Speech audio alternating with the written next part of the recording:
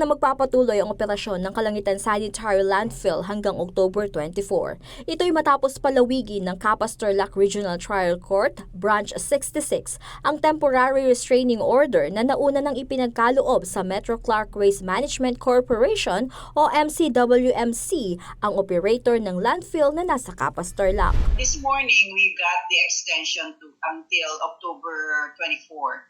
2024. Bali, additional of 17 days.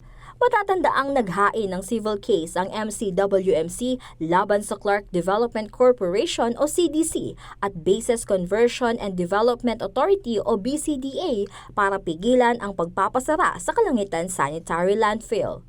Dito kasi tinatapon ang basura ng mahigit 100 local government units sa Central at North Luzon kasama na ang Baguio City. Giit pa ni MCWMC Executive Vice President Vicky Gaitos, hanggang 2049 para epektibo ang pagpapaupa sa kanila ng 100 ektaryang lupain na kinatatayuan ng landfill. Talagang may mga talagang movements na talagang there's attempt itong makapasok. Kaya yung mga tabuhan namin doon, alarm talaga sila. So we had ma-continue yung aming itong TRO na to para hindi na maabala. Nakakakos kasi ng stress, that unnecessary stress sa mga tauhan sa loob. Dagdag pa ni Gaitos, habang nasa korte pa ang kanilang kaso, tuloy daw ang kanilang pagsaserbisyo sa kanilang mga kliyente. Kasi yung kaso namin nandun pa sa court. So, yung sinasabi ng CDC at sinusulat sa lahat ng kliyente namin, including LGUs, na close na yung landfill ng October 5, dapat hindi muna nila ginawa yon dahil nasa court pa naman is for the courts to decide kung talagang yung lease nun ay natapos na. As long as hindi pa nare-resolve yung court case tungkol doon sa agreement ng lease, dapat hindi muna gagalaw. Status quo muna lahat. If the clients want us to continue the service, we can.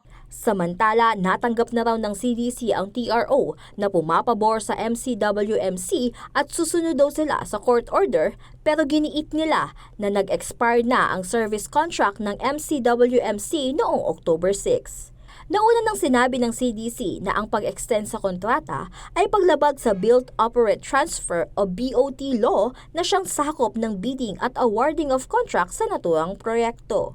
Patuloy naman daw ang paghahanap ng legal remedies ng state-run corporation hinggil sa usapin.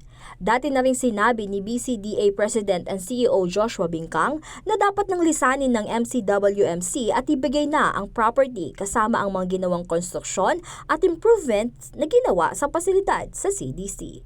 Kasama si Jennifer Salenga, ako si Danny Cagino para sa CLTV36 News.